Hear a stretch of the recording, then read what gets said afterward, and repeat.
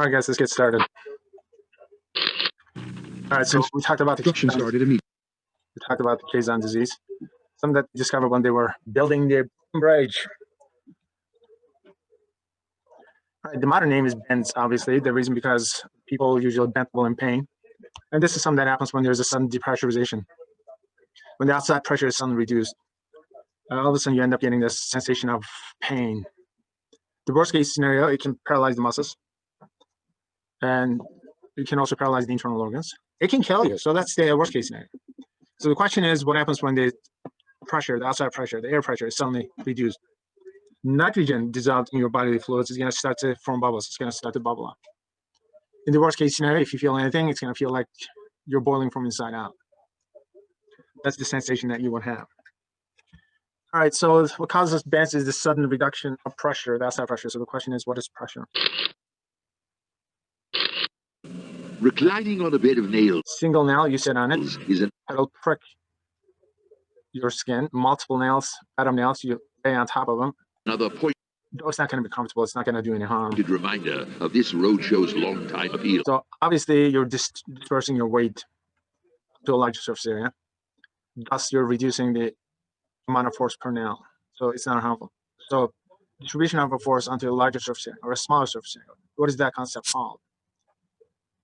All right, so the shape of water towers. This is the most commonly seen shape. Why this shape? Why not some other shape? This is the most commonly seen shape, but it's not the only shape. Why is that we see this shape more often than any other shape? There's got to be an advantage to this shape. Now, given the fact that the water towers, the purpose of the water tower is to generate pressure, could it be possible that the shape gives us more pressure than any other shape? The idea is to generate pressure at the faucet. All right, if that's the case, is it possible that you're generating a lot more pressure at the bottom here per amount of water? Is that the reason why this is the most predominantly seen shape? All right, so you got regular Coke versus Diet Coke, somewhere at 12 ounces. Except here's the catch: the regular Coke does something interesting. When you leave it in water, it remains at the bottom. Diet Coke, you leave it in water, it flows to the surface. Given the fact that both of them are 12 ounces, and both of them are 12 ounces, why is it that the Diet Coke flows to the surface? All right, the best answer that you guys came up with is, oh, Diet Coke is less dense. Given the fact that both of them are 12 ounces, guys, how would the water know which one is less dense, which one is more dense, without being able to read the content? All right, so do they weigh the same? You guys said, of course they weigh the same. I said, how do you know? You said, because both of them are 12 ounces. So here's the question, guys. If both of them weigh the same, why would the Diet Coke float to the surface?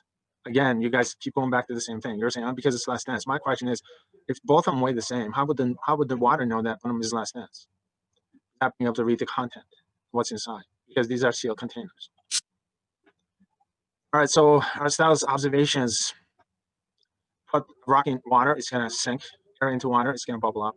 Heat up air, it's going to go up further. And then, so Aristotle concluded that there are 4 elements of nature. The 5th one is the heavenly bodies, the ether. So Aristotle claimed that the entire universe is made up of 5 elements. Solid is going to be at the center of the universe. And when you put a rock into water, it's going to sink all the way down to the point of solid, until it's going to keep sinking until it reaches something solid. The rest state of solids is going to be at the bottom of everything else. The water is going to be on top of it. Air is going to be on top of water. Air into water, it's just going to rise up because it's trying to restore itself to its state of rest. Put fire into air, is going to rise up further because the fire is trying to restore itself to its state of rest. Okay, so Aristotle's, although he was an awesome philosopher of his day and possibly a scientist of his day, of course, we know that there's no such thing as 5 elements of nature. Solid is going to sink in water if it's denser. Air is going to rise up if it's less dense. Heat up the air, what happens? It's going to become even less dense. As a result, it's going to keep rising up. So this has everything to do with density of materials. So the mass density, simply put, is the amount of mass per volume. So the Greek letter rho is used for mass density. So that's the amount of mass per volume. Volume is going to be in terms of cubic meters. Mass is going to be in terms of kilograms. Mass density is going to be kilograms per cubic meters. Speaking of densities, a couple of densities we talked about. Air is going to be 1.29, roughly about 1. Carbon dioxide is about 2. Water is about 1,000. Concrete is 2,200, so let's make that 2,000. And what else did we talk about? The steel, I think it's 7,860, so it's about 8,000. So it's going to be 8 times denser than water. Concrete is going to be 2 times denser. And then on top of that, we got gold. That's going to be 19,300. It's about 20,000. So it's going to be 20 times denser than water. So we talked about the concept of pressure. So the pressure is the amount of force per area. So that's the amount of force per area.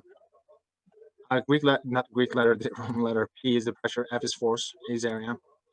Pressure is going to be can be expressed in terms of newtons per square meter, or traditionally we express it in terms of Pascal. Talk about Pascal. Pascal is a person who had some contributions to physics. All right, so we'll discuss later on. All right, so that's the amount of force per area. So that's your.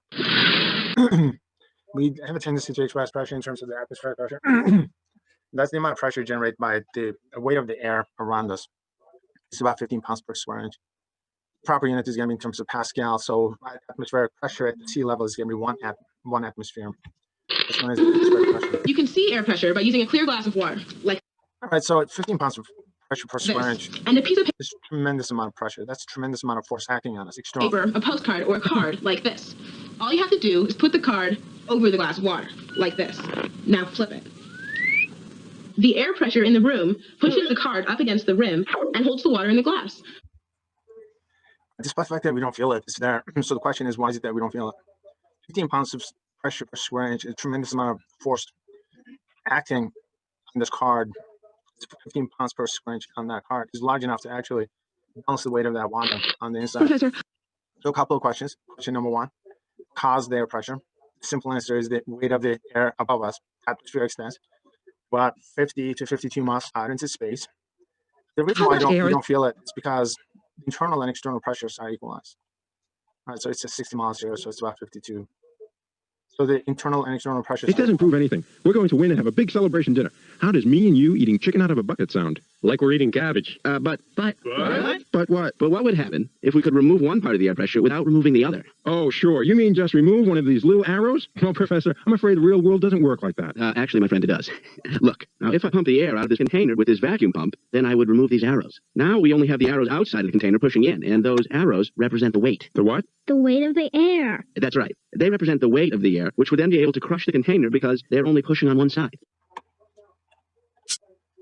All right, so atmospheric pressure, otherwise known as the static fluid pressure. The deeper you go, the larger the pressure becomes inside a fluid. All right, water is a fluid, so is air. Definition of a fluid is anything that flows, considered a fluid. So air flows, fluid. Water flows, fluid. Coke flows, fluid. All right, so this is known as the static fluid pressure. Example of it is a pool of water, obviously. The water inside is going to be static, so there are no water currents on the inside. So you place a mass on the inside. There's going to be a surface pressure. P represents the surface pressure. It's going to be expressed in terms of Pascal. So this represents the depth. So you go, the larger the pressure is going to become.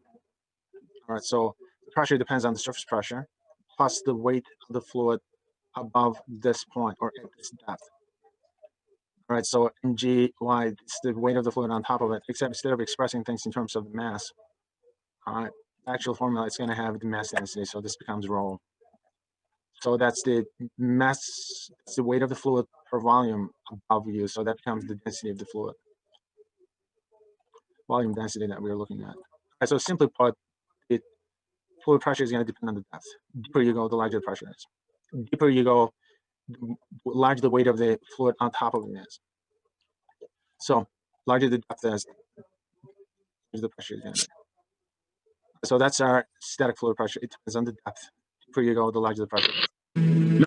So this is the example that we were looking at. Not all records take place on dry land. Some are broken deep beneath the ocean. Meet Cuban-born Francisco Ferreras Rodriguez, or Pepin, as he's known to his millions of fans. Pepin is a superstar in the world of free diving, a sport that tests how deep a diver can go on a single breath of air. Pepin currently holds the world free dive record with a descent of 427 feet. But on this warm June day in Cabo San Lucas, Mexico, he's out to break his own record with an attempt to dive 439 feet, a distance longer than the Statue of Liberty. Doing the records is something that is giving me a kind of pleasure that I cannot find on the earth. Pepin reaches these incredible depths by riding an aquatic sled of his own design. The sled travels on a line down from the surface. When Pepin reaches the bottom, he separates the sled into two halves. All you got to do is release this part, okay? This is going to be on the bottom, sitting down there, and this part is going to detach and go back to the surface. The press gathers for live coverage of Pepin's world record attempt. His wife, Audrey, nervously looks on. Months of planning and training come down to this moment. Wearing nothing but a standard wetsuit, Pepin readies himself for the dive with a series of deep breaths. These breaths not only oxygenate his blood, they also help Pepin relax and focus. Probably 95% is mental. Pepin is ready. He grabs the sled, gives a signal, then begins his descent. Safety divers are positioned at different depths in case of an emergency. Pepin travels at an average of 10 feet per second. This speed would rip a mask from his face, so he's forced to make the drop with his eyes closed. He also constantly clears his ears to equalize the pressure that would otherwise crush his eardrums. The water pressure is now 12 times greater than at the surface, squeezing Pepin's 50-inch chest down to a mere 20 inches. Through intense concentration, Pepin conserves oxygen by slowing his heart rate to 20 beats per minute. He descends past 400 feet. The immense pressure shrinks his lungs down to the size of grapefruits.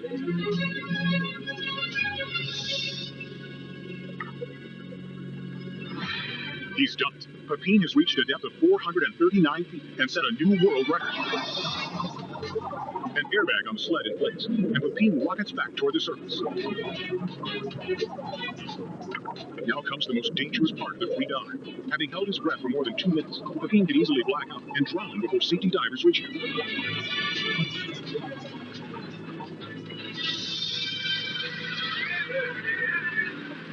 Finally, after 2 minutes and 45 seconds, Pepin breaks the surface. He's now gone deeper than any other human being on a single breath of air. All right, so here's a question. All right, so this guy goes down 439 feet while setting a new world record, right? All right, there are two questions. Number one, what was the amount of pressure that he was under at the depth? And then number two, how come he didn't experience the bends when it was coming out? All right, so the depth is 439 feet.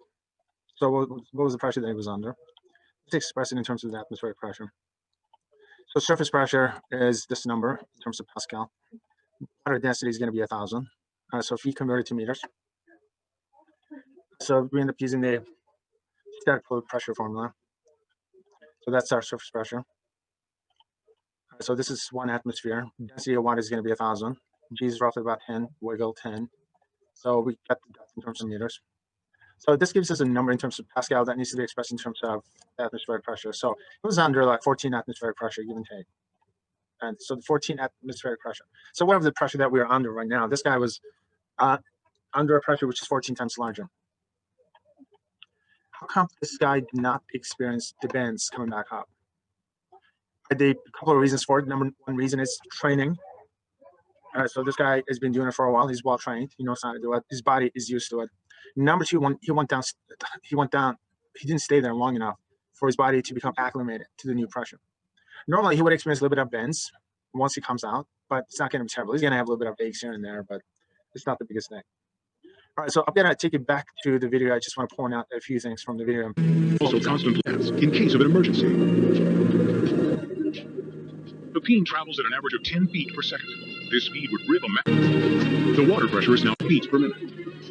He descends past 400 feet up to 439. So at that point, it's 14 atmospheric pressure. And set a new world record. Now he's coming back up. All right, so as he's coming back up, he's going to start to release bubbles from his nose, from his mouth. Why is he doing that? And what would happen if he didn't? The reason why he's doing it is when he's okay. I'm going to give you 5 points for that one.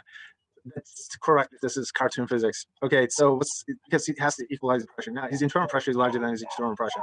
So what would happen if he didn't? So what would happen is he may end up, if the internal pressure in his lungs is larger than his external pressure, if he's not equalizing pressure, he can force oxygen into the bloodstream. He can pass out.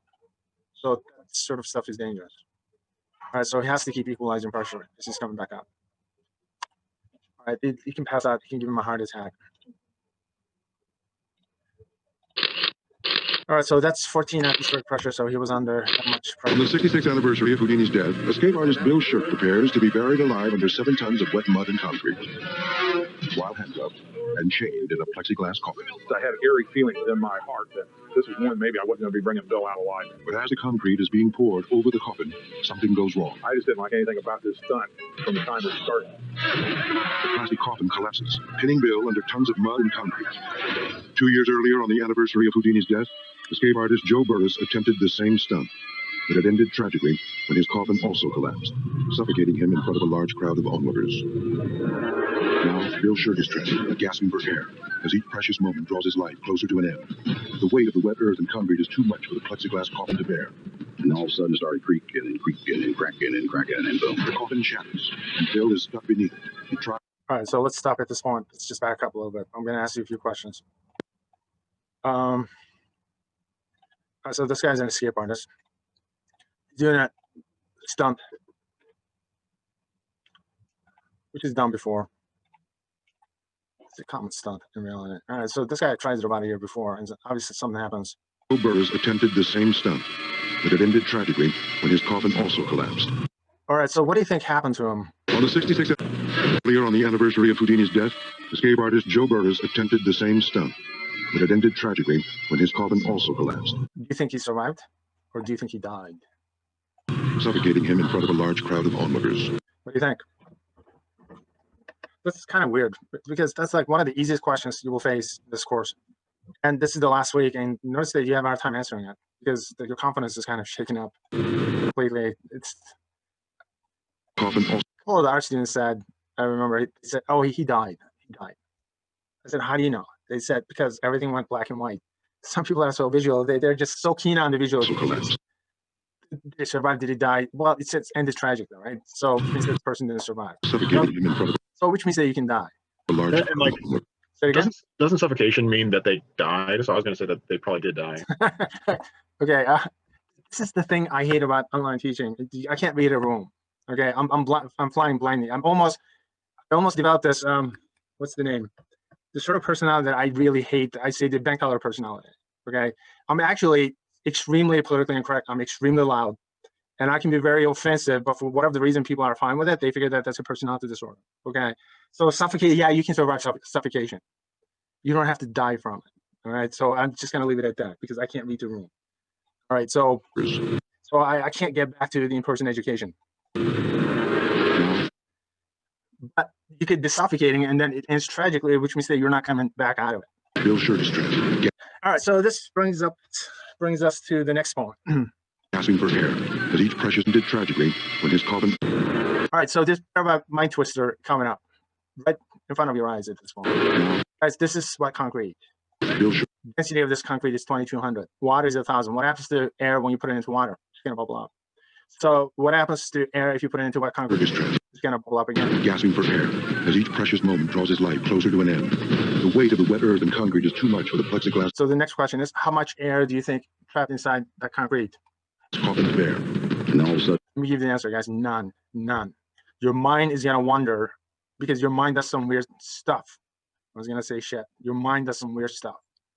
Your mind is gonna take you all these weird corridors, and most of them are dead it ends. started creaking There's absolutely no air in that wet concrete on purpose. and creaking and cracking and cracking, and boom. The coffin shatters, and Bill is stuck beneath it. He tries to escape, I really felt that things were going wrong with our radio communications between Bill and I had actually broke. suffocating under the crushing weight. There is no way out. I could not break through. As precious seconds tick away, a backhoe is brought in to dig Bill out of his cement grave. Personally, I thought I was going to have to be digging out the corpse. Fearing the worst, Bill's stunt coordinator jumps into the pit, digging frantically, searching for any sign of life. Bill's hand emerges, but seems lifeless. Bill is feared that he is dying. Crew members pull Bill from his concrete tomb and struggle to revive him. Well, I was actually underground with collapse for over 22 minutes, where basically everybody in the world thought I was dead.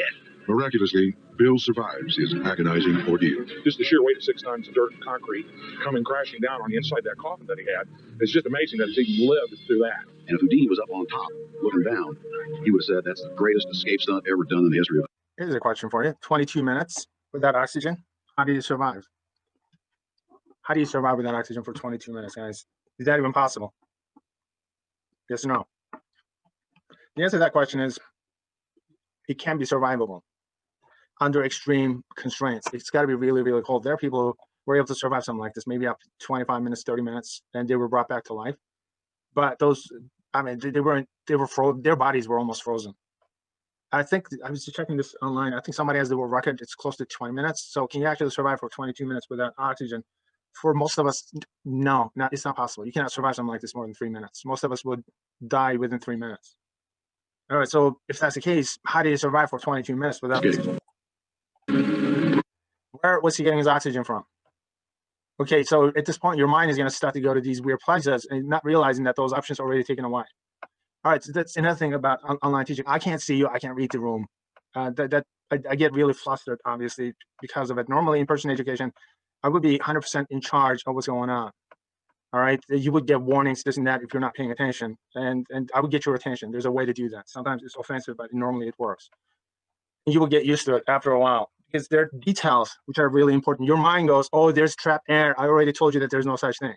All right, when the concrete is wet, when these people set it up, it's on purpose, it's wet concrete because he's trying to create the illusion that there's absolutely no oxygen in that setup. It's correctly done. Let's assume that you're right. How would you even know where that trapped air is? And do you think it's going to last you for 22 minutes? You could do a simple experiment. Guys, you can just get a glass of water. Just get a glass, just put it in water, upside down, trap air inside of it. Top of water, stick your head underneath. And then put your nose into the glass and try to breathe that air for 22 minutes. Check to see what happens to you. And if you don't want to do it that way because you don't want to get your hair wet, there's a simpler way of doing it. But you can do is just get a bag, just wrap it around your head, and then breathe that air for 22 minutes. Check to see what happens. All right, so how do you survive? There's no way he was going to be able to survive on trapped air. There was no such thing in this, in the wet concrete. So what's your best guess?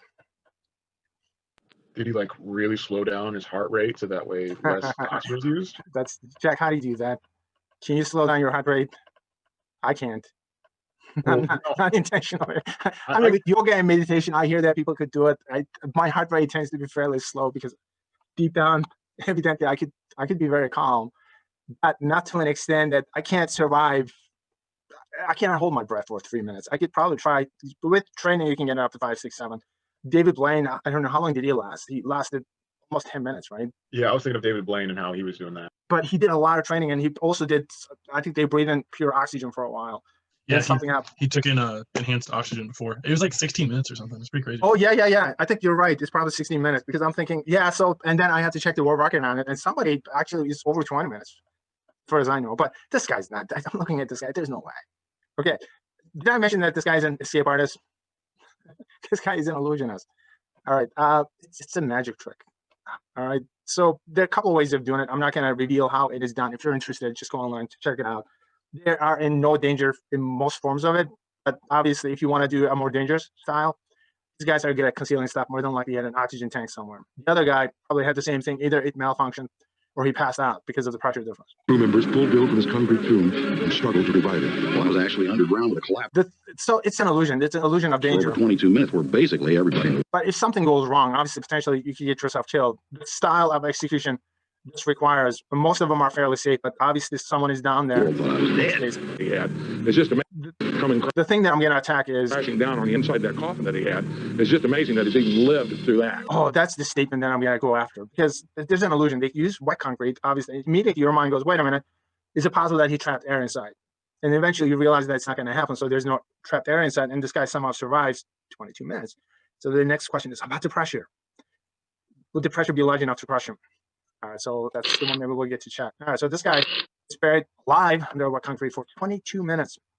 I'll just feel let's bury him 6 feet under, like a real burial, right? And let's gauge the pressure it was under. All right, so what's the pressure that he was under if it was 6 feet under? All right, so the concrete is going to be 2200. Okay, this is cute. Surface pressure is going to be 1 atmosphere. All right, so the deeper you go, the larger the pressure is going to become. So we got the atmospheric pressure. All right, so we get it in terms of Pascal, and then we express it in terms of the atmospheric pressure. So it's 1.4 atmospheric pressure, give and take. All right, so if this guy was buried 6 feet under wet concrete, the pressure would have been 1.4 atmospheric pressure. All right, so the pressure that he's feeling is about slightly more than the pressure that we are experiencing right now. All right, so do you think this would have crushed him? Remember the diver was under 14 atmospheric pressure, and this guy is under 1.4 atmospheric pressure. A diver was able to survive a pressure which is 14 times larger than this guy was under. All right, guys, there's an illusion of danger. There was no chance of this guy getting crushed under 6 feet of wet concrete. Furthermore, he wasn't 6 feet under. He was barely about 2-3 feet under. So the pressure that he was under is slightly larger than the atmospheric pressure that we experience. It's an illusion of danger. Now it's Mr. Money's turn.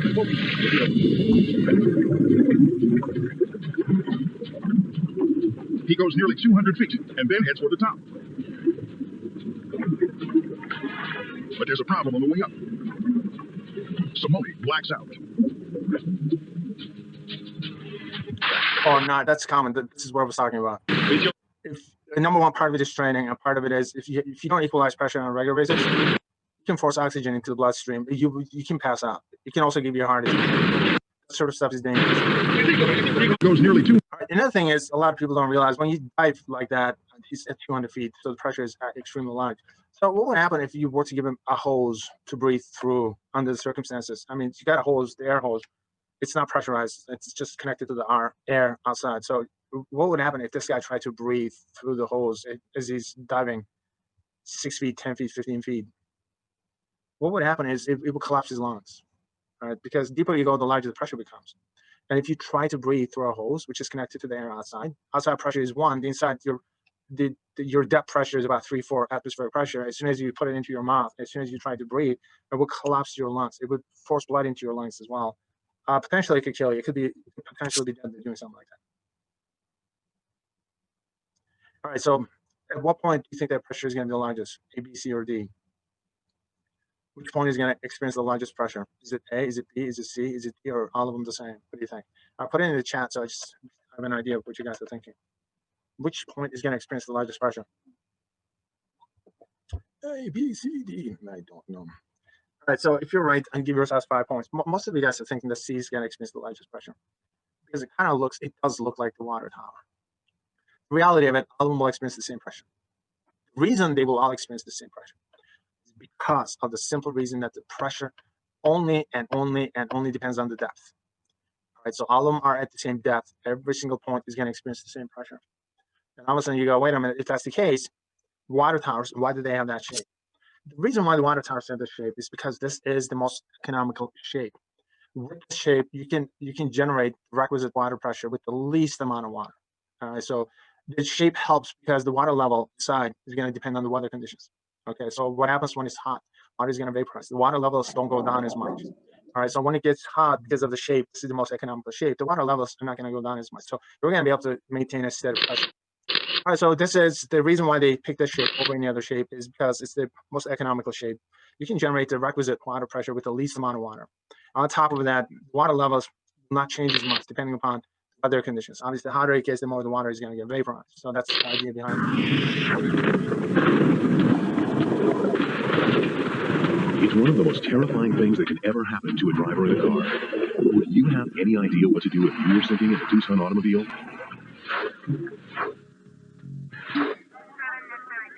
You're looking at real video of rescuers trying to save a mother and her baby from a submerged vehicle in Longview, Texas. Another minute, and mother and daughter would have drowned. It all started half an hour earlier, when Rebecca Crocier and her 15-month-old baby Amy took a ride with her neighbor Glenda to the grocery store.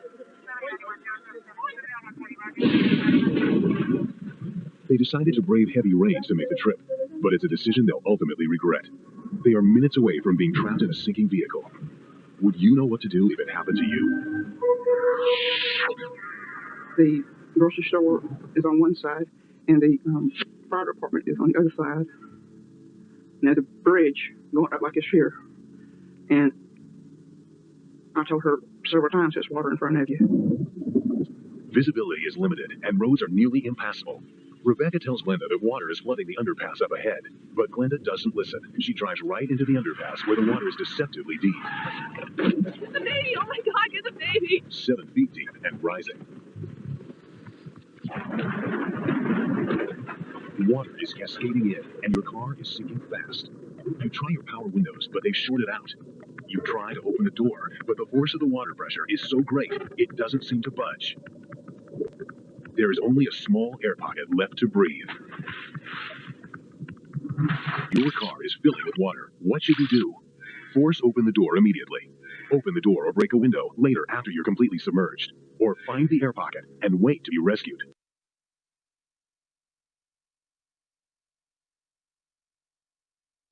You're muted. Right, perfect. You yourself 2 points on that one. Okay, guys, just pick your answer. Put it in the chat. Pick one of the options. Put it in the chat. Just want to know what you guys think. Is it A? Is it B? Is it C? Is it D?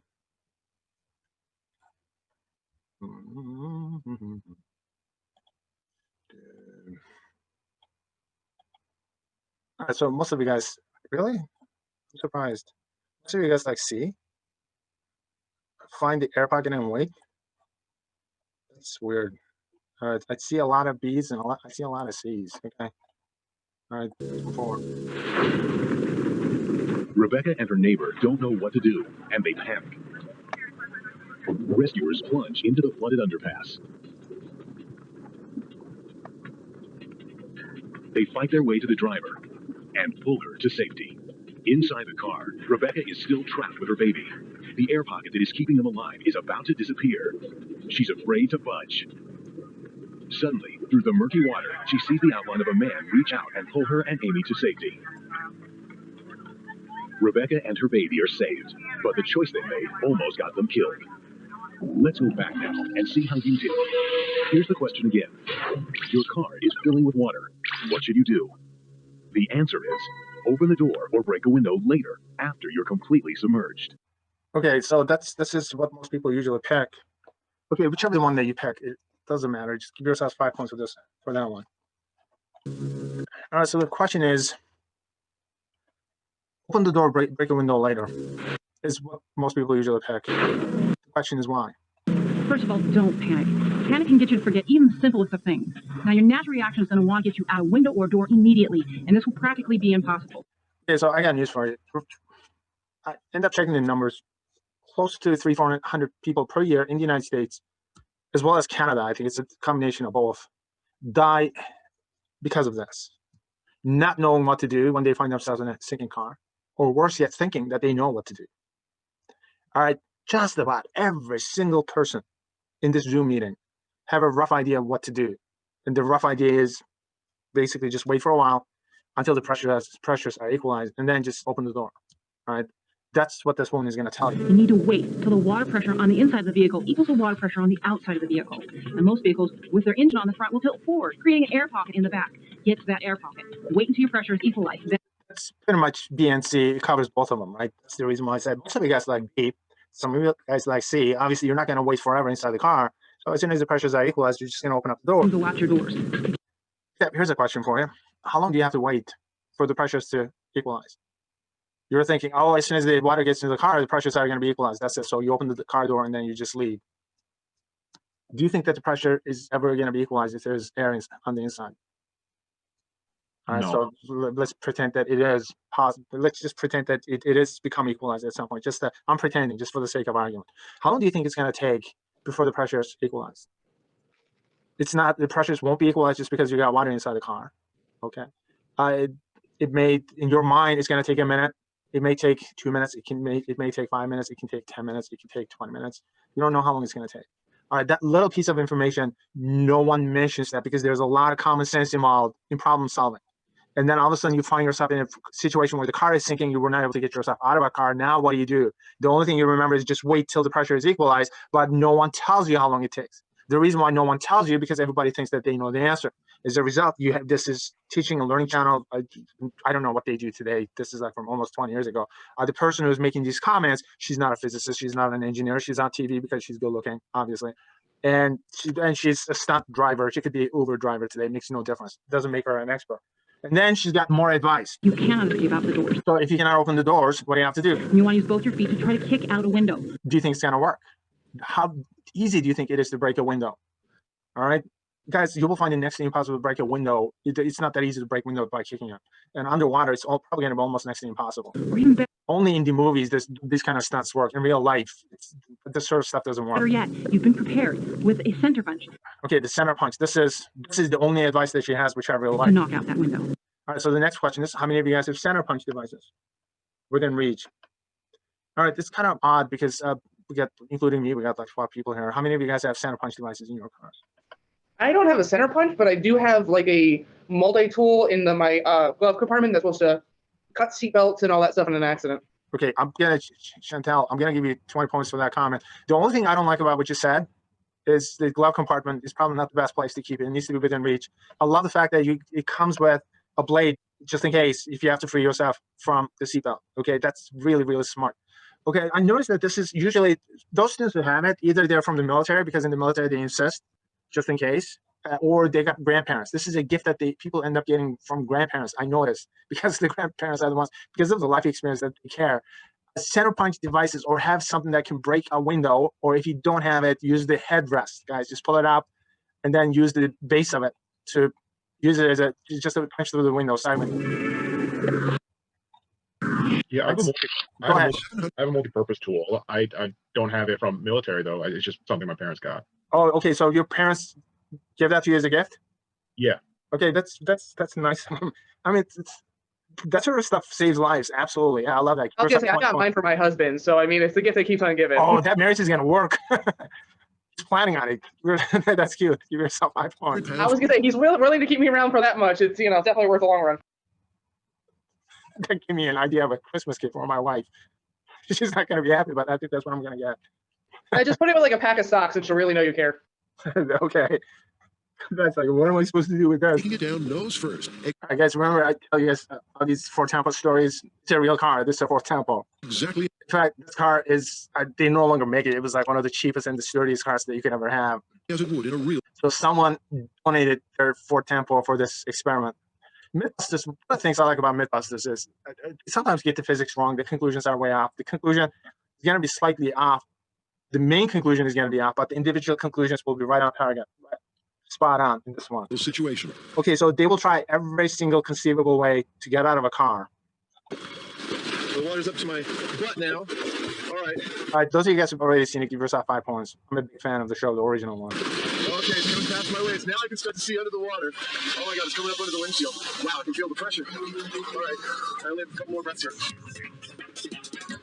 Adam's never this quiet. So what's going on down there? The water is leaking in from every open crevice in the car, and Adam is now fully under. He holds his breath, tugs on the door, pushes his whole weight against it, but nothing happens. Finally, he can't hold his breath any longer and signals for Jamie to pass in the regulator. When the pressure ultimately equalizes, he opens the door and swims to the surface. But okay, so one of the things you need to know about Ford Tempos, guys, it's a cheap car. This car is porous. All right, so water is going to get in really, really fast. Notice that he wasn't able to hold his breath while he was trying to open up the car door. Just because there's water in the car doesn't mean that the pressures are equalized. So that didn't work.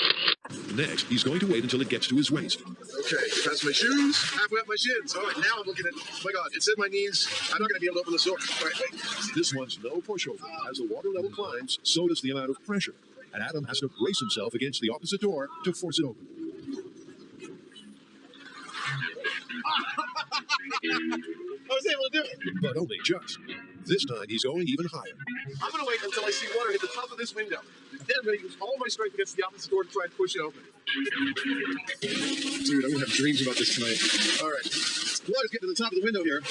All right, here we go. It's almost at the top. Almost there. 3, 2, 1, go. The differential pressure on the other side of the door has become too strong and holds it shut. Adam gamely pushes back, but he's like a krill fighting a whale. It's not long before it's R.I.P. for our little crustacean. I think we found the top. Exiting the car via the door after it hits the water is a viable option. If you have a very small window, by the time you can see water halfway up the window, it's pretty much too late. All right, so if you can get to the door immediately, you may be able to open it. So we know it's pretty much impossible to open the door once the car is submerged in underwater. The question everyone asks after that is, well, why didn't you open the window?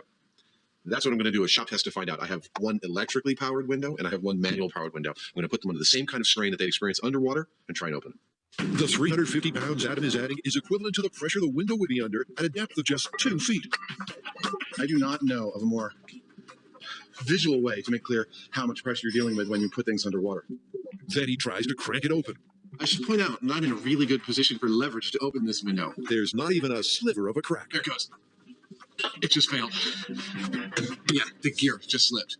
Under that kind of pressure, there's so much force pushing the glass against the frame of the car that the manual lever is going to break. Maybe electric windows have more power, but the common perception is they don't even work underwater. This is the electric door, and the first thing I want to do is dump the electric door in this container with the battery and see how long the electrics hold out for.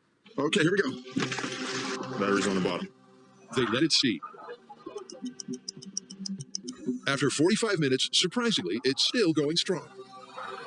So it's not out of the question that power windows could still work underwater. But what about the effect of differential pressure? You ready? The burden of 350 pounds pressing down on the glass is a real pain. Automatic windows, you are just as screwed as you are with manual windows. 350 pounds of pressure.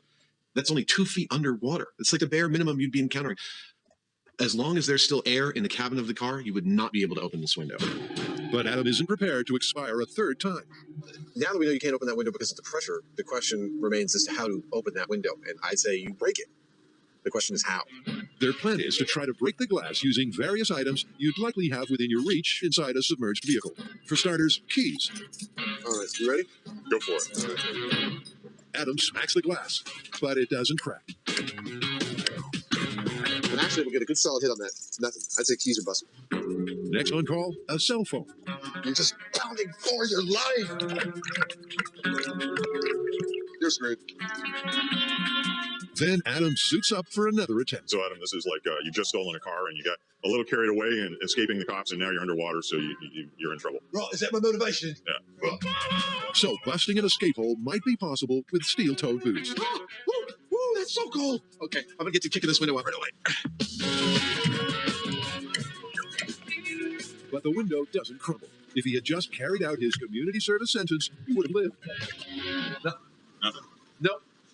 None of the items that would be laying around randomly in your car work for us to break a window. So we get to try the commercially available ones. This is a hammer thing with a point on it, and this is a spring-loaded punch. They tried the underwater emergency hammer first. Oh! What a difference. Wow! One hit. That was instantaneous. I'll be darned. Well, that works. Amazing. A product that does exactly what it says on the box. Next up is a store-bought center punch device, a tool that's normally used to dent a surface prior to drilling. Put it up against the glass and push. It does that. Yeah. And luckily, I have one more car door. A new door is submerged, and they're ready for the count. 3, 2, 1. Wow, my hand just went right through. The reason the store-bought products work is because car windows are made of tempered glass. This means they've been heat-treated so that their surfaces are under compression. Fracture it, and this tension shatters. That's lovely. The product's meant to get you out of that car, did exactly that perfectly on the first try each. All right, so the center punch devices do work.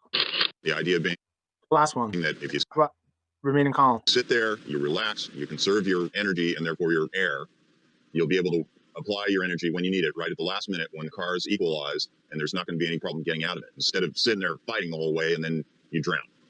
Let the car fill up. Let it settle on the bottom. Then casually open the door and swim to the surface. It's the maximum conservation of energy technique. It's very Jamie. Go through this before. Totally relax. Adam centers himself inside the cabin. As the water level rises, he goes with the flow and serenely lets the car fill with water. He's under just as long as he was in the first test, but now he's not using up oxygen trying to yank open the door. The emergency air tank remains untouched. Now that's calm under differential pressure. When the cabin equalizes, he gently pushes open the door.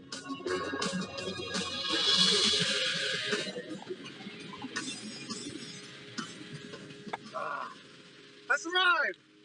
Woo! The Mythbusters technique worked! Woo! How many minutes was I down? 1 minute 37. 1 minute 37. I could have been down for another 15 or 20 seconds.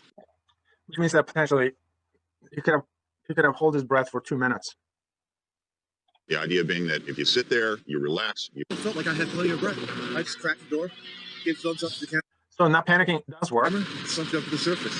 Jamie And so if you can hold your breath for 2 minutes, evidently you stand a chance. has a final watery. Is this a viable option? Yes, it's a 4 tempo. It fills up real fast. All right, so it depends on the water that you're in, depends on the car that you're in. It depends on the depth that you're in. It could take 3 minutes, it could take 4 minutes, it could take 5 minutes. This is not a viable option. Not holding your breath is not a viable option. He knew this is an experiment. He calmed himself down. He was going to be fine, blah, blah, blah. In real life, unless you're committing suicide, you're just going to be panicking. All right. So the more you panic, the faster you'll run out of breath. Rumination. The faster you're going to run out of air. Of course, in the real world, this technique's a little more problematic. So the question is, what's the best thing to do? The best thing to do, based on everything that we've seen so far, all the scenarios that they ran, you will have enough time to roll down the window. Okay. The first thing you need to do is just roll down the window. You don't have to worry about breaking it. Just roll down the window. Don't worry about trying to open up the door. It's not really worth it. Just roll down the window because that's your escape route. And then unbuckle yourself. And first opportunity you get, just get out of the car. Things happening so fast, you don't know what the depth of the water that you're in is. Best is to open that window before you get water up. Open the window. Open the window, guys. Just get it into your hands. Open the window. You will have enough time. Unless the car turns upside down, you have enough time to roll down the window. Even if the car is upside down, you still have time to open up the window. All right, that's your escape route. If you cannot open up the window, obviously you have to break it. So make sure that you got a center punch device or use the headrest. The bottom of the headrest. Just pull it out. It's pointy enough. And when you push it against the window, it's going to generate a high enough force to actually break it. Impossible to get. Right, take a break for 10, and then we'll take it from here.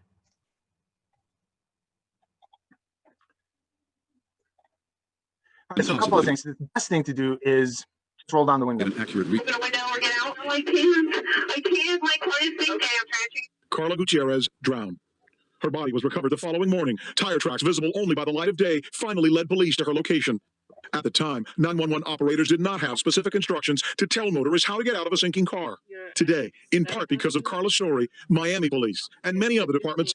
All right, that statement kind of bothers me because is drowned. This thing is sad. She got the best instruction. She got the best instruction from the operator. Just open up the window. Open up the. I mean, whenever you get a chance to just open up the window. That's the best advice. You don't need to know anything else. All of a sudden, either she's panicking or it's a little bit too late. The car is sinking. I don't know if she doesn't want the water to get in. I don't know what the plan is. What her plan is at this point. Obviously, she doesn't open up the window. Carla Gutierrez drowned. Her body was recovered the following morning. Tire tracks visible only by the light of day finally led police to her location. At the time, 911 operators did not have specific instructions to tell motorists how to get out of a sinking car. Today, in part because of Carla's story, Miami police and many other departments across the country do. Officer Wiggins has the final call on whatever's going on. It's a Saturday morning on the banks of one of the thousands of waterways that crisscross the state of Florida. Miami police, who now do extensive training on submerged vehicle safety, have agreed to demonstrate how to get out alive. It's a daunting lesson that I'm about to receive, but one these police officials are convinced can save lives. Or if we need to extract Mr. Sanchez, and we'll take him to fire rescue. The event needs some medical attention. This is one of those stories that really makes you fight your demons. My father always told me, if you're scared, just say you're scared. Guess what, folks? I'm a little scared. So the first thing I'm going to do is I'm going to get together with some of these dive masters and understand exactly what I'm supposed to do. Because once you're down there underwater, it's going to be a little too late. As soon as the car hits the water, you had a seatbelt on. You want to get rid of that seatbelt as soon as possible. Okay. To say that Miami police officer Julius Wiggins, who's also a dive master, is passionate about teaching people how to get out of a sinking car would be an understatement. His goal, to reach as many people with what he calls the basics. Seatbelt first. Okay. Then unlock the car door. Right. Okay. Then roll down the window. Okay. And then start climbing out.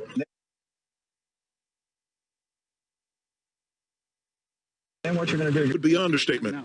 His goal, to reach as many people with what he calls the basics. Seatbelt first. Okay. Then unlock the car door. Right. Okay. Then roll down the window. Okay. And then start climbing out. You're muted. Cool. Give yourself 2 points. Then what you're going to do? About basics. Speaking of the basics, what is it that this guy is saying which is wrong? Seatbelt first. Okay. Then unlock the car door. Right. Okay. Then roll down the window. Okay. And then start climbing out. Right, so what's wrong with what he said? So you find yourself in a sinking car, right? What did I say the first thing you should do? Window. Roll down the window. Yeah, roll down the window. Don't worry about anything else. Just roll down the window because you have a window of opportunity. You don't want to take a chance on that. And next thing you know is if you want to make a cell call or whatever, I don't care what you do, but make sure that escape route is available. Roll down the window and then unbuckle yourself in that order. Don't waste your time. Then what you gotta do, right? Okay. Then roll down the window. Seatbelt first. Unbuckle yourself. Okay. And then roll down. Then unlock the car door. Unlock the car door. I don't know why you have to do that. Right. Okay. And then roll down the window. Okay. And then start climbing out. You're wasting time. Right? There's no reason to unlock the door because you're not going to be using the door anyway. Then what you're going to do, you're going to work your way out here like this. Once you're sitting here, all you have to do is just push yourself off. If ever there's been an appropriate use of the term dry run, this is it. Cars gone in the water. Seatbelt first. Lock. Oh, window. Start climbing out.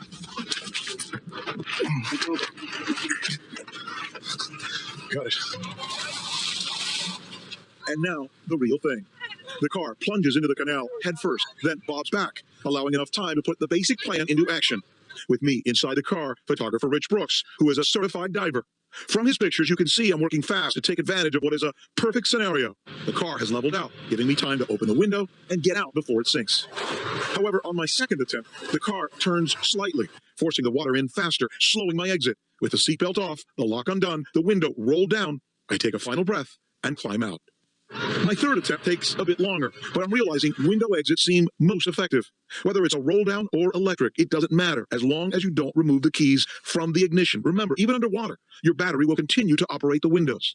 What happens, though, if the window is stuck or for some reason simply isn't working? This window is being shattered underwater using a tool called a power punch that motorists are urged to buy and keep in their glove box. Now, the last dive, an attempt to get out through the door. From inside the vehicle, you can see how it looks when I leave the window rolled up. The water is now seeping in from elsewhere and quickly filling the cabin. I try to push on the door, but it seems jammed. Outside the car, divers are also trying to unjam the door to let me out, but are unable to do so. Admittedly, it's a chilling moment. I grab for the emergency air supply left in the front seat, rush it to my mouth, and wait nervously for the car to be hoisted out of the water, with me still inside, breathing, waiting, and with a much better understanding now of how important it is to know the basics, how to act fast, and how to get out alive. Rick Sanchez, CNN, Miami. Again, power windows will work as long as the key stays in the ignition. The battery is going to keep that charging. Exactly. You know, just this morning in Ohio, 2 teens found themselves stuck in a sinking car. And according to WBNS, the 16-year-old driver was speeding, drove off the road into a water-filled quarry. Yeah, they had to roll down the electric windows and swim to safety, just like you saw in that piece. Franklin Township Police, by the way, say the driver probably will be charged with failure to control a vehicle. Okay, we can't hear you again. So the kids were able to roll down the window. So what if the car is upside down? All right, so that's the one that Jake and I were talking about. Adam and Jamie are finally ready to turn one of their classic experiments upside down. So what if the car is upside down and then you don't get a chance to roll down the window? My goal here is to go underwater, turn turtle, and get back to the surface without either breaking a window or resorting to breathable air. But can he stay calm enough, long enough to make his escape when the car's belly up? Mike, go ahead and start your engine. We're about to find out. In 3, 2, 1, go!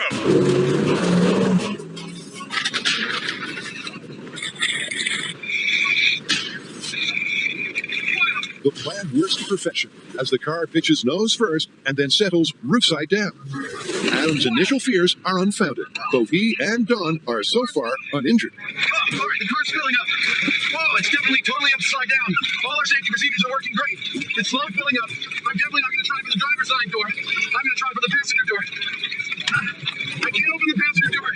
Of course I can't. Because we're still sinking. The pressure differential. Woo, that was totally intense. The windshield shattered from the impact. We're still about 30 seconds from having turned over. My safety diver, Don, you're okay? Excellent. Inside the car, the pressure, in every sense, is rapidly rising. But back on the surface, Jamie's almost buoyant. Well, I can hear Adam making all sorts of noise inside there. I don't know what he's saying, but he appears to still be awake and intact. It's true. Right now, Adam's unhurt, unfazed, and surprisingly chatty. Waiting for the car to come up so that I can open this door and escape. Right now, I can actually see out the back window. I can see daylight, which is really pretty tantalizing, honestly. It's crucial that Adam stays calm, especially as a massive curveball is coming his way.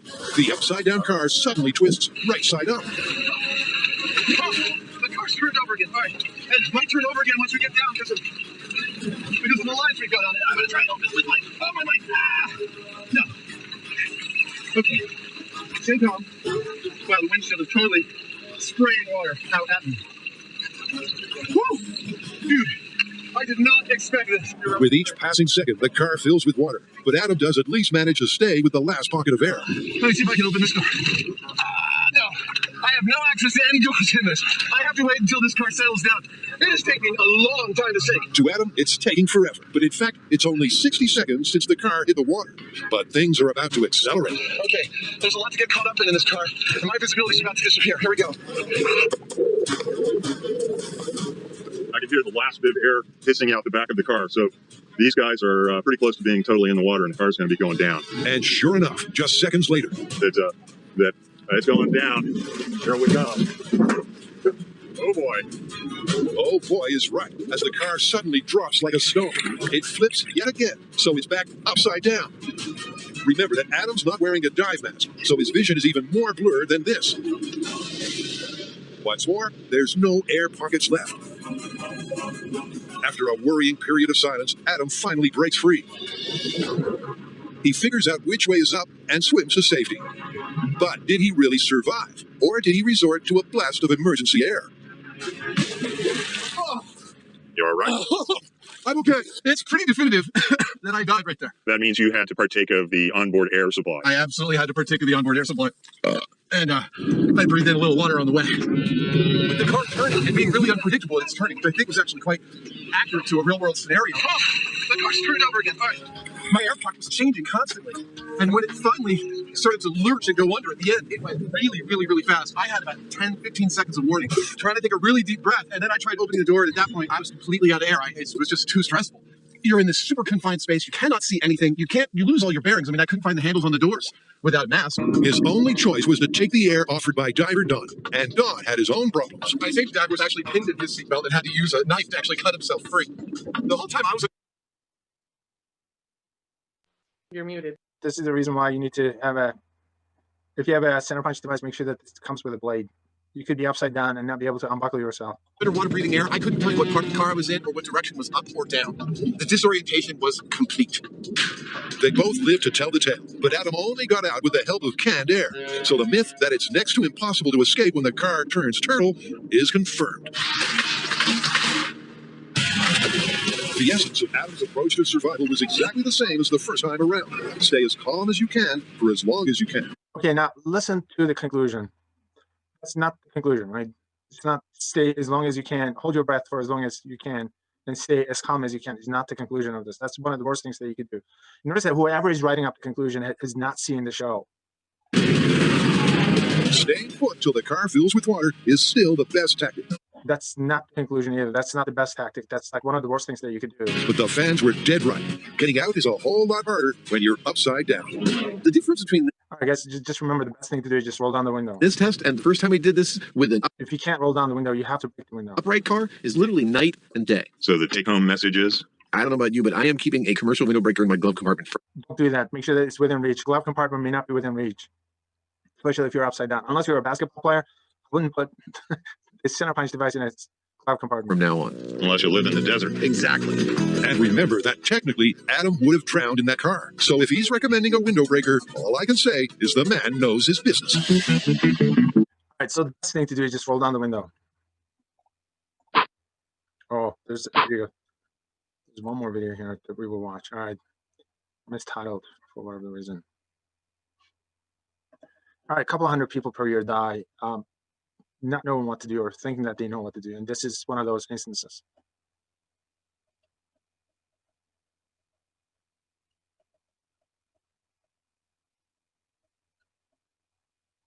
And that's it. That's weird. That's something this simple could cost your life, and he just didn't know what to do. Straightforward. So a puddle of water under a bridge. She hits it. The car does not sink immediately. You will have some time to roll down the window. All right, now she's stuck. The car is actually floating for a while. And then she doesn't know what to do. More than likely, I don't know if she dialed 911. And then she's using her cell phone for light. And she still has plenty of time to roll down the window, so she's not rolling down the window. And then the car starts to sink at some point. And that's it. All right, I don't think the car sinks any more than this, but the water level is to the top of the car at this moment. And so she was found the following day. It's sad. A modern airliner is a device with 1 million parts. that pushes fragile humans to the edge of space and the edge of the sound barrier. The failure of one or two of those parts at precisely the right moment, and the whole magnificent system falls to earth, often killing hundreds.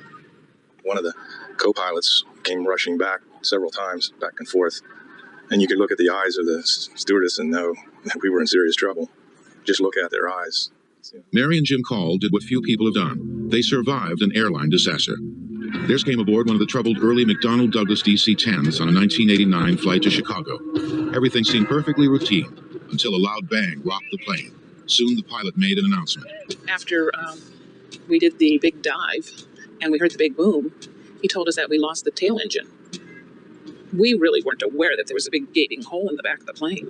He said he wasn't going to kiss. It was going to be rough, very rough. He said he wasn't going to kiss. What Jim and Mary didn't know was that the number 2 engine in the tail had lost a fan disc. In an instant, the disintegrating fan shrapnel punctured all 3 of the plane's redundant hydraulic lines. So the hydraulic is leaking. Causing... All right, so the hydraulic fluid is leaking. So is that a big deal? What's the purpose of hydraulics in the airplanes? Does anybody know? All right, I'm guessing that most of you guys wouldn't, right? Some of you guys do, but most of you guys wouldn't under the circumstances. And those of you guys who know something, you're thinking, oh, the pilot's not going to be able to control the airplane. As far as I'm concerned, what does the pilot do anyway, guys? You got autopilot. The pilot just pushes a bunch of buttons here and there, right? That's it. So the hydraulics is leaking. What's the big deal? I don't know. Like 10 years ago, I was flying to Chicago from somewhere. And then, so everyone was seated. Once again, the takeoff was slightly delayed. And then the pilot made the announcement that we had to evacuate the airplane because the hydraulics was leaking. I still remember the couple sitting next to me, they just went bonkers. They started yelling and screaming and just going nuts. They said, what's the big deal? Hydraulic, it's leaking. What's the big deal? Let's go, let's take off, let's go. We were late. I'm thinking, oh, they could be attorneys, for God's sake. Before the pilot changes his mind, I just wanted to get the hell out of that airplane, basically. What's the big deal? The big deal is, number one, that airplane is not going to take off because you're not going to be able to control the flappers on the, I'm saying the flappers on the wings. You're not going to be able to control the wings. You're not going to be able to control the brakes. You can probably drive that to Chicago, but it's not going to take off. If it does take off, the landing gear, you're not going to be able to lower it, or you're not going to be able to pull it up. You're got all these problems, guys. What does the hydraulics do? The hydraulics allows you to be able to control the airplane. It's a force multiplier. All right, the pilot pushes a button, maybe applies less than a pound of force. That force gets multiplied. It becomes like 50, 60, 70,000 pounds of force. It's able to actually control the surface. All the hydraulic fluid to leak out, and at the same time chopped off a piece of the tail. With no hydraulics, the captain had no control of the... You cannot control the airplane without hydraulics. Hydraulics is a force multiplier. Your input force, however small it may be, it gets multiplied and gets larger and larger and larger because of hydraulics. Driving at 60 miles per hour and see a red light or an accident scene, what do? You apply the brakes, right? How much force do you really apply on the brakes? Maybe about 20 pounds, 30 pounds, maybe about 50 pounds if it's an emergency. You would not think of to open the car door and put your foot on the asphalt. Right? It's not going to make that much of a difference. You may end up losing a shoe or your foot, but it's not going to make that much of a difference. Applying the force to the brakes is what makes the difference, right? Because that force gets multiplied because of hydraulics. The brake mechanism is a hydraulic mechanism. Hydraulics is aircraft. Other aircraft use a fourth separate line in case of accidents like this. At least one passenger knew exactly what was happening. He built commercial airliners for a living. I recognized some of the noises the aircraft was making. The hydraulic systems were sucking air. I just thought we're dead. All right, so ignorance is bliss under these circumstances. You don't want to know what's going on. Being a physicist or an engineer is the last thing you want to be on an airplane. The hydraulics is missing. No, if it's leaking out. No hydraulics, no control. No wing surfaces, no brakes. No nothing. No nothing. For over 40 unforgettable minutes, this DC-10 carrying Bill Mackin and the Calls hurtled through the sky. It almost turned over at least 3 times. Passengers watched in horror as the crew dumped excess fuel in preparation for a crash. Surprisingly, there was little panic on board. Some crying, some people cried, some people prayed. There was hysterics. There was some silent sobbing, people saying Lord's Prayer, but not the mass hysteria that you would expect. There was not hysteria at all. People were very, very calm. Looking at each other. A TV crew was standing by. Through an incredible piece of flying by the captain, the huge wide body controlled only by the 2 outboard engines miraculously made it to the Sioux City airport. It came to earth only yards short of the runway. We were just... So there are no brakes either. It's like being tossed. The only thing they got is like rag dolls. Friction. Every which way. I got knocked up, and I saw the flame shoot over top of my the left side of the cabin. All the overhead bins opened up, everything came flying out through the cabin, and we saw the fire, and the fireball come down first class section, and I could feel the heat and see the fire, but I never did get burned. Never got tight. Incredibly, 185 people, including Bill Mackin, the calls, and the captain, walked away from this fiery disaster. Nearly half the people survived. Sadly, 111 weren't so lucky. The airport is fuel in preparation for living. So here's the weird thing about the entire situation. This is the reason why you need to have a captain, pilot on board in case something like this happens. Hopefully you got someone who's experienced well enough. The pilot has no control of the surfaces right now, and he was able to still control the airplane for 40 minutes, and he was able to line it up, surprisingly. So how did he manage to do that? He was able to use the engines. He was throttling it up and throttling it down. All right, this guy is amazing. He was able to save half the people's lives because of what he was able to do. It's amazing. And he was still able, I'm surprised that the airplane did not turn over because he had no control of the airplane except just the engine. All right, so hydraulics, how does it work? The hydraulic theory comes out of the Pascal's principle. The way it is your input force, and then what you do is you multiply the input force. All right, so magically, this is your brake mechanism, for example. You apply 30, 40 pounds of force on it. As a result, you're able to bring a car to a stop. Your car is about 2,000, 3,000, 4,000 pounds if it's an SUV. All right, so you're able to bring the car to a stop because the hydraulic mechanism is going to act like your force multiplier. So what happens when you apply a pressure, the force on the brake mechanism? So what happens is you end up changing the pressure, the fluid pressure inside the mechanism. And then that change in pressure is going to get transmitted out throughout the fluid undiminished. That's what the Pascal's principle says. So whatever the change in pressure that you create inside the fluid, that change in pressure is going to get transmitted out throughout the fluid undiminished. All right, so if you increase the pressure by 5 pounds per 5 psi, for example, everywhere the pressure is going to increase by 5 psi. If you increase the pressure by 20 psi, everywhere within the fluid is going to increase by 20 psi. So the question is, how does that magnify the force in the output piston? All right, so how does the magic happen? So we're talking about the Pascal's principle. This principle has been around for like 300 years, I think, maybe longer. I don't know the date, but this has been around for a long, long time. All right, so it requires a piston mechanism. All right, so input piston is going to have a smaller area, and the output piston is going to have a larger area, and for this to work. So area 1 is going to be larger than the area number 2. A1 is larger than area 1 is going to be smaller than area 2. I'm phasing, so I say just the opposite of what I'm thinking. All right, so the force 1 is going to apply to the smaller piston. The output force is going to be coming from the larger piston. F1 is the input force. This is the output force. And the magic of it is this. If this area is 10 times larger, the force is going to be 10 times larger. Output force is going to be 10 times larger. If the area is 100 times larger, the force is going to be 100 times larger. So how does the magic happen? All right, so it depends on the pressure at these pistons. The pressure at the first piston versus the pressure at the second piston. So the question is, which pressure is larger?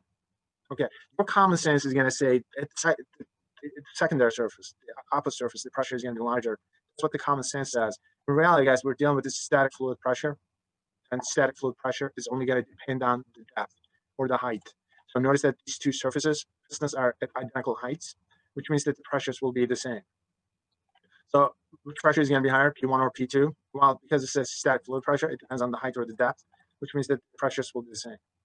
All right, so definition of pressure is force per area, right? All right, so force per area, what that means is, okay, if you're looking at the force in the output cylinder, force generated by the output cylinder, the force is going to be larger because the area is going to be larger than the input cylinder, area of the input cylinder, right?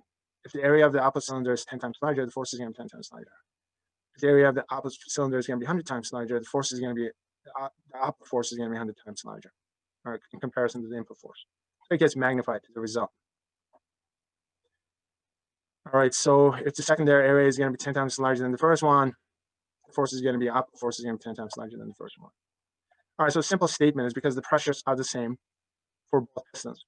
If pistons are at identical heights, the pressure is going to be constant. So larger area is going to give you more force. That's it. It's known as the Pascal's principle. It makes hydraulics possible. So what I just described is how hydraulics functions. All right, so let's get back to it. So any change in fluid pressure is going to get transmitted, diminished throughout the fluid. So the final pressure is going to depend on the final height or the final depth. So the pressure is going to depend on the depth and nothing else. All right. Let's take a look at a simple problem, hydraulics principle. So we're dealing with the hydraulic system of the brakes of a car.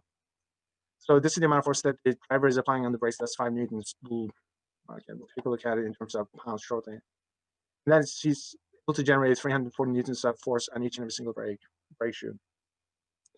So what are we doing? So what's the ratio? Whatever that is. Let's take a look at that. All right, so here's the input force, here's the output force. So the ratio of the areas that we're looking at. All right, so this pressure, input, and the output pistons will be the same. All right, so here's the pressure formula that we're using. And said the shoe area of the shoe needs to be 68 times bigger than the input area of the brake mechanism that we're looking at. So the Archimedes principle. Great night for a swim. I don't have my bathing suit. That's okay. Neither do I.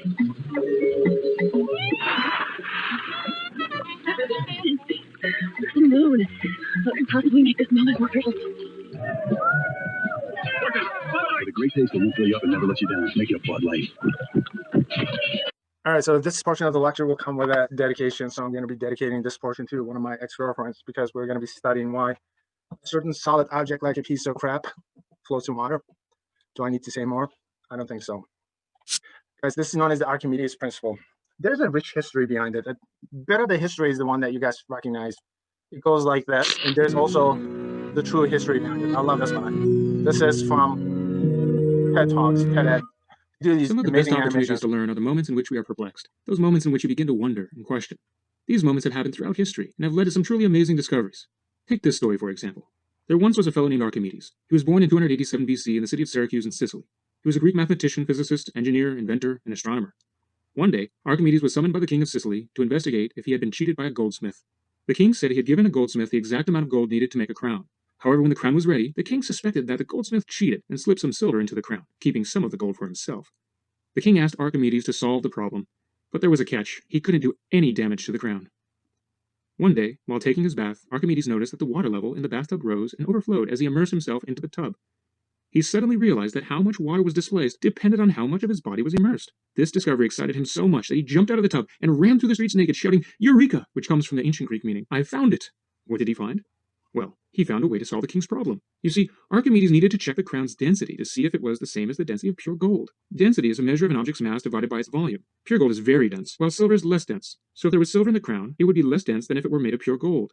But no matter what it was made of, the crown would be the same shape, which means the same volume. So if Archimedes could measure the mass of the crown first, and then measure its volume, he could find out how dense it was. But it is not easy to measure a crown's volume. It has an irregular shape that's different from a simple box or ball. You can't measure its sides and multiply like you might for other shapes.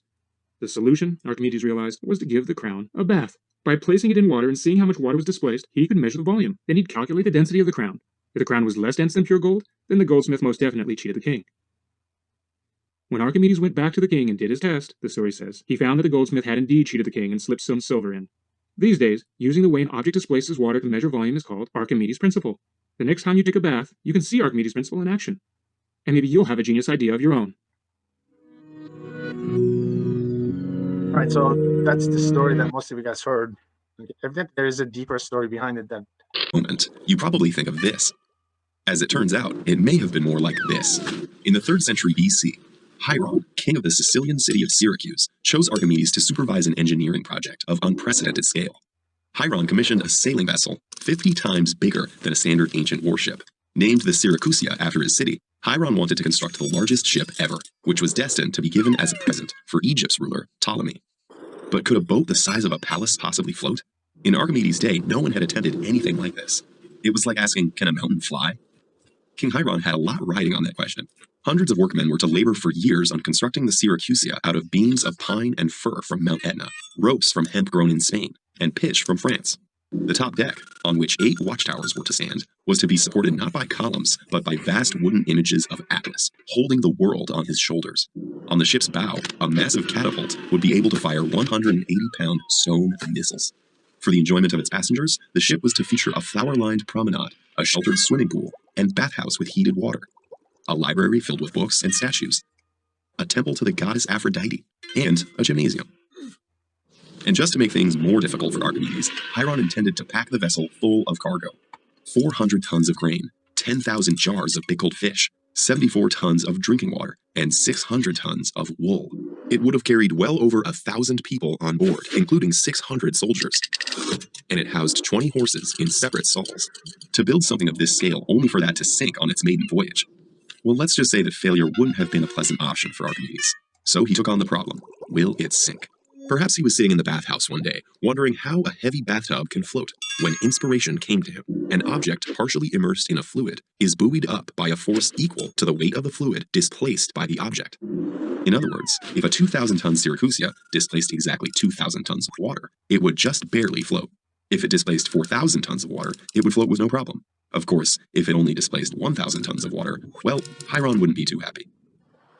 This is the law of buoyancy, and engineers still call it Archimedes' Principle.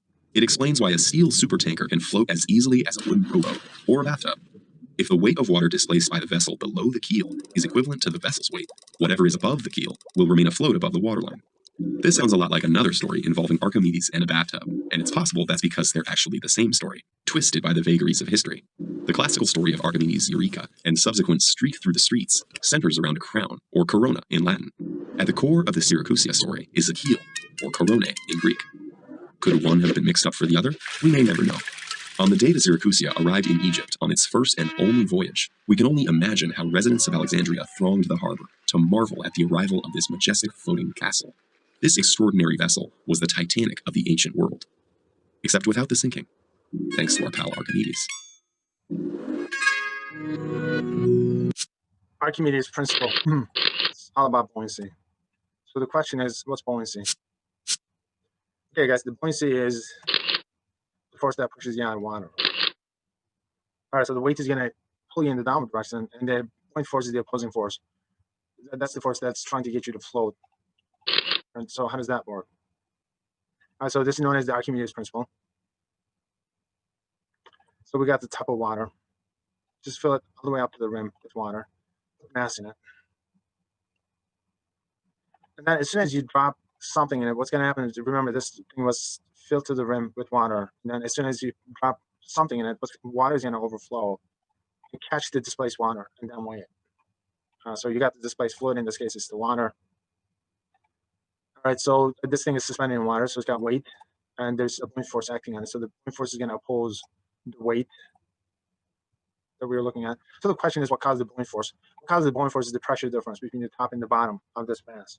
Remember, that pressure depends on the depth, right? The deeper you go, the larger the pressure is going to become. So which means that the pressure at the bottom is going to be larger than the pressure on top. So this pressure difference is what generates the point force. So there's going to be a force in the upward direction. And this force is in the upward direction, which is the pressure difference, is what generates the point force. All right, so the pressure depends on the depth.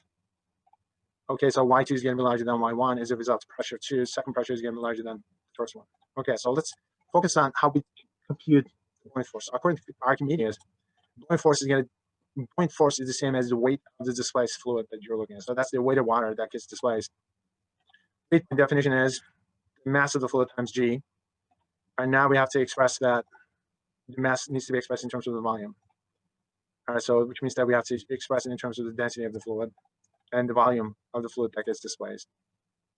And then it becomes the buoyancy formula. So according to the buoyancy formula, the buoyancy force, a force which is responsible for the flotation, in essence, of the masses, is going to depend on the weight of the displaced fluid. So that depends on the volume of the fluid that gets displaced, as well as the density of the fluid.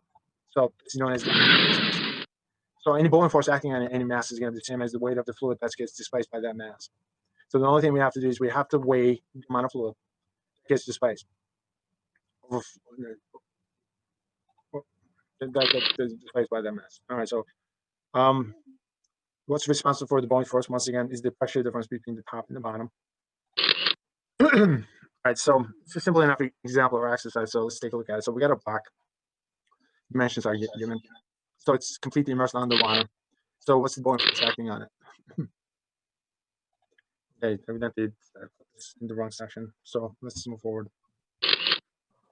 Is the Bowman force acting on it? All right, so this was the problem that we were supposed to be doing. All right, this is problem number 7. All right, so this is immersed in water. Dimensions are given. All right, so the water density is given. So here's the Bowman force formula. This is the weight of the displaced fluid. So that's the weight of the water, which is displaced. I'm going to express it in terms of the density of the water and the volume of the water that gets displaced. All right, so we'll have to get the volume of this object in water. So the volume is going to be XYZ. So just multiply the dimensions, X substitution, and then the numbers. So the point force acting on it is going to be about 13 pounds. 13 pounds of point force. All right. Now, there are 3 cases we need to look at. Objects may be floating in water. So we got 3 cases. So this is a floating object. Here's the point force. Here's the weight. This is the point force. So objects will float. The point force is larger than the weight. So the point force has to be larger than the weight of the object. All right. So the point force is the weight of the displaced fluid by the entire volume of this thing. What that means is the fluid density needs to be larger than the object's density. It means that the object needs to be less dense than the fluid for it to float. All right, so I'm not saying anything that you didn't know before. It's the same thing. Anything less dense than the water is going to float. If the point force and the weight, if they're the same, the object will become suspended. It's not going to sink. It's just going to go. It's going to sink up to a certain point, and it's going to remain where it is. So the point force and the weight, if they're the same, the object will become suspended. If the object is heavier than, if the weight of the object is larger than the point force, the object is going to sink. Right, so which means that the density of the fluid is going to be less than the object's density. All right, so differently, if the object is less dense than the water, it's going to float. More dense than the water, it's going to sink. All right, so if the object is less dense, it's going to float in water if we're dealing with water. All right, so we know ice, obviously floating, which means that it's going to be less dense than water, right? It's less dense than water. And when you look at the numbers, the water density, the ice is going to be less dense than water, so it makes sense that it's floating. Wood is definitely going to float in water because it's less dense. Immediately, if you're looking at things from that perspective, it gets confusing because, you know, the ice, you got an iceberg here, so it makes sense that it's floating. But again, you're looking at a ship, and that ship is made up of steel, and the steel has a density which is almost 8,000. So steel is going to be 8 times denser than water. So given the fact that it's 8 times denser than water, the question is, why is it that it's not sinking? All right. So all of a sudden it gets confusing. Okay, so let me ask you this question. If this is the case, which one is denser? Is it the water or is it the steel? Or is it the ship made up of steel? So this is the sort of stuff that you have to contend with on the test. All right, so the ship made up of steel is floating, right? And the ship is made up of iron. In this case, it's made up of steel. All right, so which one is denser? Is it the steel or is it the water? So the steel's density is 7860. The water density is 1,000. So the question is, which one is denser? Ship made up of steel, or is it water? Is it water? It's the ship. Is denser or less dense? It's denser. All right. I'm gonna give you 5 points for saying the wrong thing. Object which is floating is gonna be less dense, right? And now you have to kind of get back and think about it. So obviously it's floating. Object's less dense than water is gonna float, which means that the ship is less dense. Ship is, it's true that it's made up of steel. No one questions it. You'll also have to factor in the volume of it, right? In this case, so it's not just solid steel. It has compartments, which is usually filled up with air. So it's a combination of ship. It's a combination of steel and air, and that's the reason why it's going to be less dense, or else it wouldn't be floating. That's what it means. But what would happen if you just take the air out and replace it with water? I guess I don't want to give the ending away, but watch the movie Titanic. All right, so it's going to sink if that's the case. So anything that floats in water is going to sink. All right, so anything that has the same density as water is going to become suspended. Okay, so what are examples of things that become suspended in water? Fish is one example. Submarines. Okay, so they just adjust the density so it becomes suspended in water. The next 2 attempts at EVA are scarcely any better. Everybody forgot Newton's third law of motion. To every action, there's an opposite and equal reaction. And when they touched the spacecraft repelled them. As engineers, we started saying, look, we've had 3 missions where the EVAs didn't go well. What was wrong? Then we had a science advisory team step in and say, look, your entire principles of EVA are wrong. How you train, how you prepare the crew, the kinds of tools and instruments that you use. For the next attempt, the capsule will be equipped with special handholds and footholds to anchor the spacewalker in place. But the biggest improvement is neutral buoyancy training, practicing underwater, the closest environment on Earth to weightlessness. On the final Gemini flight, the new training and tools make all the difference. What has been nearly impossible is now easy for astronaut Buzz Aldrin. I felt that it was a piece of cake outside, just moving very slowly. There was no challenge. Certain things come naturally. You decide that you're going to move in a certain way and you need leverage, so you just don't allow yourself to get out of position. And you know, it just takes a little bit of patience and understanding. So they use that for astronaut training. So objects denser than water will sink. We know that. So let's just talk about objects being denser than water and sinking. Human body, is it less dense or more dense than water? All right. Actually, the density of human body is slightly less dense. So the human body, as long as you got air in your lungs, you should float. So that's what should happen. It's slightly less dense than water. Water tends to be slightly more dense than human body. So which is a good thing. So you're not going to sink very easily. All right. So this brings us to a discussion about the mafia, the way they dispose of bodies after they kill someone. According to the movies, they do cement shoes.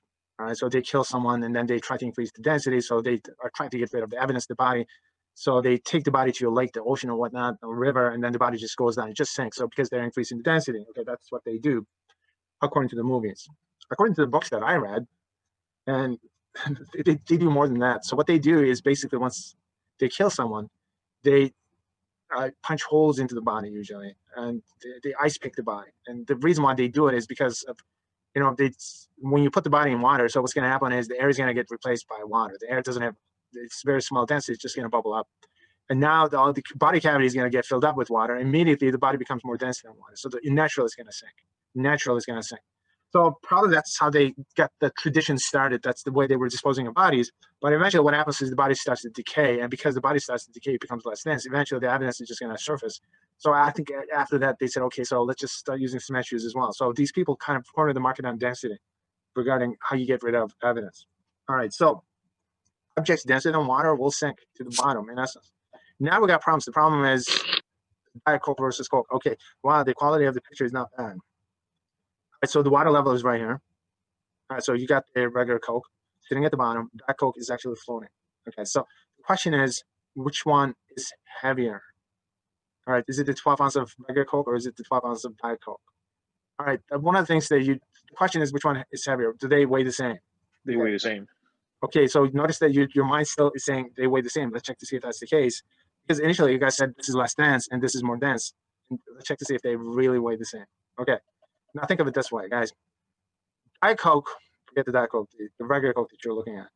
Okay, so regular Coke is going to be denser than water, which means that the same volume of regular Coke is going to be heavier than the same volume of water. That's what it means. All right, Diet Coke is going to be lighter than water. It's going to be less dense than the water, which what that means is the same volume of Diet Coke is going to be lighter than the identical volume of water. So what that means, Diet Coke is going to weigh less than water, and Coke is going to weigh more than water. So they can't possibly weigh the same. It is true that this is less dense, and it is true that this is more dense, because the same volume of Diet Coke is going to weigh less than water, which means that it's going to be less dense than the water. Same volume of regular Coke is going to weigh more than water, which means that it's going to be more dense than the water. Okay, so they cannot weigh the same. So if that's the case, how is it that they're both still 12 ounces? Which means that this 12 ounce of Coke weighs more than this 12 ounce of Diet Coke. So how's that possible, guys? This is a mind twister. My God. How could they have... Okay, say it again. The correlation. No, what is it that you guys are noticing? Are you guys noticing that? Yeah, somebody is onto it. Come on, what is it? 12 Yeah, ounces? so 12 ounces of one thing is going to take up so much space. It's not necessarily about weight. Give yourself 20 points. Okay, 12 ounces, both of them are 12 ounces. 12 ounce in this case just refers to the volume, right? It's known as the fluid volume. Okay, you guys interpreted that 12 ounce being the same weight. Okay, 12 ounce, everything is the can sizes are the same, so this volume and this volume are the same. So both of them are 12 ounces. This is less dense, which means that this 12 ounce volume contains less mass than this 12 ounce of volume. That's what it means. All right, so these are known as fluid ounces. Fluid ounce does not refer to weight, it refers to volume. Okay, it was true that this is less dense. My question was, because you interpreted this in terms of a weight, I said, if they weigh the same, I said, how would the water know that this is less dense? Okay, the water doesn't know. This is less dense because the identical volume. Water is going to weigh more than the identical volume of Diet Coke. And so that's how the story works out. That's the amount of mass per volume, right? So that's going to be our density. So which one is denser? Is carbon dioxide or air? All right, guys, so you can jump in at this point. It's not a big deal. Carbon dioxide. Yeah, carbon dioxide is going to be denser. Carbon dioxide is going to be denser. This is what is it, 1.98, and air is 1.29. So carbon dioxide is denser. All right, so what's pressure? All right, so that's the amount of force distributed onto a surface area. So that's our pressure. All right, so why is it that it's recommended? And this is a recommendation that this high school teachers usually come up with. They say you should just lay down on the floor if you find yourself in a falling elevator. So what's the idea? Idea is to reduce the pressure. All right, so if you disperse the force onto this larger surface area, it reduces the pressure. All right, so what's the atmospheric pressure? That's the pressure caused by the atmosphere. What causes it? That's the weight of the atmosphere above us. All right, so that's the weight of the atmosphere above us. So we got roughly about 15 pounds of pressure per square inch. So why do we not implode? Because the internal as well as the external pressures are equalized. They're the same. The meaning of bends is because you're bent double in pain. So what causes that is the sudden depressurization. When the external pressure is suddenly reduced, that's what causes it. So what happens inside the body is the nitrogen starts to form bubbles. It can paralyze the muscles as well as the internal organs, so it can kill you potentially.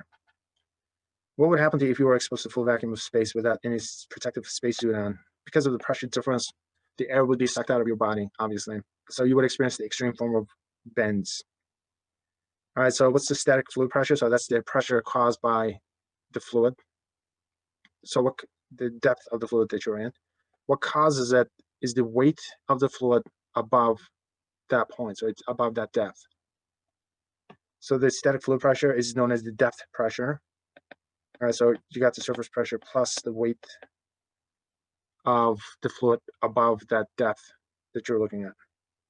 So the deeper you go, the larger the pressure becomes, otherwise known as the depth pressure. All right, so what's the best thing to do if you were to find yourself in a sinking car? Open up the window and then unbuckle yourself. All right, open up the window, unbuckle yourself. In every single case that we've seen so far, you will have enough time to roll down the window. That's your escape route. Pascal's principle is related to hydraulics. All right, so any change of pressure is going to get transmitted all throughout the fluid undiminished. Example is the brake mechanism in the cars. And so you apply a little bit of a force on the brake mechanism, and then you cause a change in pressure within the hydraulic fluid, the brake fluid. So that change in pressure is going to get transmitted all throughout the brake fluid undiminished. So the final pressure only depends on the depth or the height of the piston that you're looking at. All right, so what is hydraulics and how does it work? So hydraulics is a force multiplier. And the magic happens because at identical heights or the depths, the pressures will be identical. All right, so at identical heights or the depths, the pressures will be identical.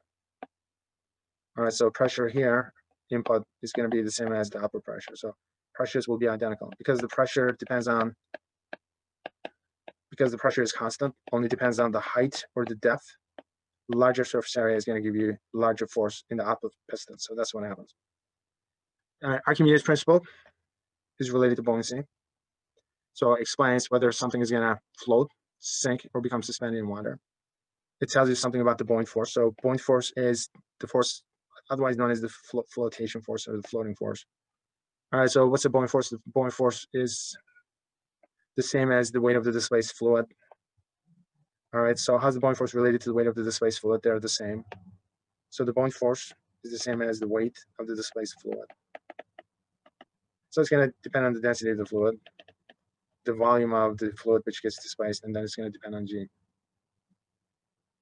All right, so which one is denser, the water or the object floating in it? The water is going to be denser in this case.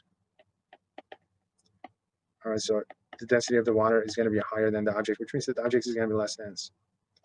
All right, so which one is denser, the water or the object sinking in it? In this case, the object is going to be denser. All right, so which one is heavier, the water or the object floating in it? All right, so the water is going to be heavier in this case. Weight of water is going to be larger than the object. Same volume of object. That's what it means. The identical volume of water is going to weigh more than the object that's floating in it. All right, so which one is heavier, the water or the object sinking in it? This time the object is going to be, the same volume of the object is going to be heavier than water. All right, so which one is denser, water or 12 ounces of Diet Coke floating in it? All right, so which means that water is going to be denser than Coke. In this case, it's the Diet Coke, obviously.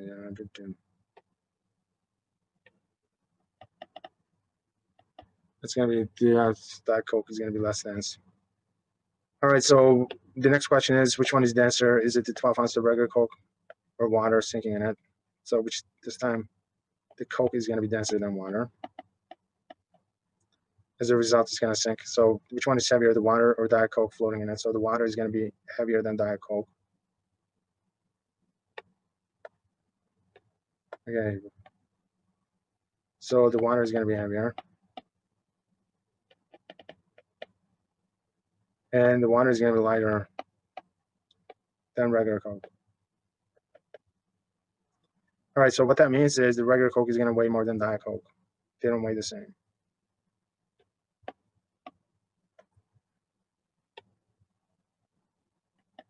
A regular Coke weighs more than water, Diet Coke weighs less than water, so they don't weigh the same.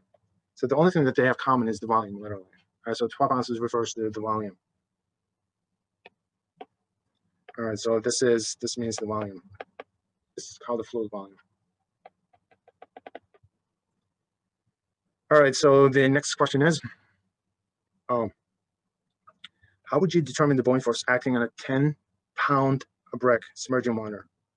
All right, so how would you determine the buoyant force acting on it?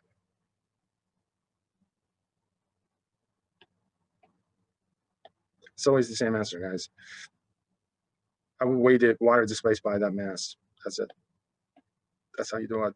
All right, so submerge it in water, and then just weigh the displaced fluid, just displaced water. That's it. Question number 25. All right, so this one is cute, which means that this is a test question. All right, so how would you answer this? Would you weigh more or less in a vacuum? Justify your response. What do you guys think? Would you weigh less or more? Going once and going twice. I'm going to say less. Because if there's no air and presumably no air in your body, like your overall density would be lower. Oh, I see what you mean. I'm going to give you 5 points for that one. Okay, you guys are thinking too realistically, like you're in a real vacuum or whatever. Okay, guys, just think of it this way. Would you weigh more or less in a vacuum? Okay, would you weigh more or less in water? Just think of it this way. You're going to weigh less in water, right? Why? Because of the buoyant force, correct? All right, so you will weigh less in water because, I mean, just think of it this way. So boom, boom, boom. Boop, boop. All right, so we got this mass, and this mass is going to have weight, obviously. And so you're standing on a scale. What is N going to be? All right, so there's going to be a buoyant force acting on you, right?